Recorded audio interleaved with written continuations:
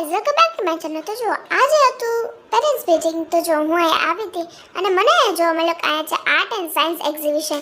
તો જો આ કેટલી બધી મસ્ત મસ્ત ડ્રોઈંગ્સ છે. આ એક હાઉસ કોકે બનાવેલો હતો, આ એક બોટ હાઉસ કોકે બનાવેલો હતો ને ગાઈઝ અહીંયા છે ચંદ્રયાન 3.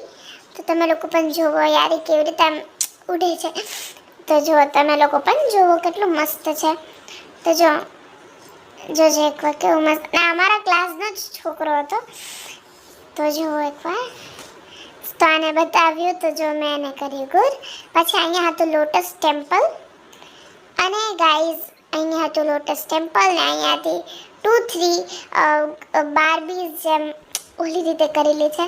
તો જો અહીંયા હતું ઇન્ડિયા ગેટ ને બધા એક્સેટ્રા એક્સેટ્રા.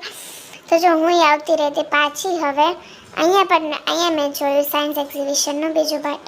તો પછી જો અહીંયા હું પાછી આવતી રહીને અહીંયા હતું પાછું સાયન્સ એક્ઝિબિશન ને જો અહીંયા જ હતું ચંદ્રયાન 3. વાપસ છે એક બાર ચંદ્રયાન 3. તો જો મેં પણ ટ્રાય કર્યું ને જુઓ ગાઈઝ મેં ટ્રાય કર્યું હતું. પછી જો આ હતા ને એમને કીધું કે તમે આપો રિવ્યૂ. તો મેં આપી દીધા.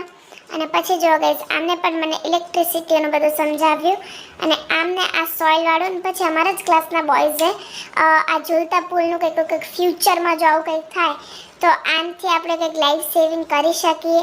અને હા ગાઈઝ આ પણ ચીપ જ આવે છે.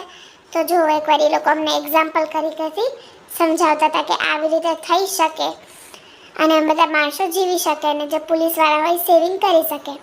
તો જો આવી રહ્યા એ લોકો.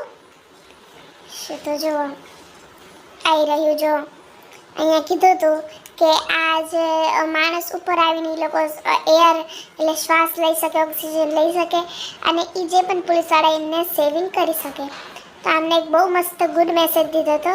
પછી હું આ દીદી પાસે આવતી રહી અને એમને ચંદ્રયાનનું પણ નોલેજ આપ્યું. એમને છે ને બધું કીધું અને પછી ચંદ્રયાન 1 અને 2 ફેલ થયા પછી એમને લોકોએ વિચાર કર્યો હતો કે આ વાળું આપણે મેટ કરી. પછી આ દીદીએ મને સમજાવી વોલ્કેનોનું. તો હું જો શાંતિથી સમજતી હતી અને પછી આમને છે ને ઓલો એક ઓલ્ડ તરીકો હતો એ કર્યો હતો. પછી આ દીદીએ બહુ મસ્ત કર્યો હતો. તો જુઓ તમે લોકો પણ જુઓ અને આમને active train. So bye bye guys, please like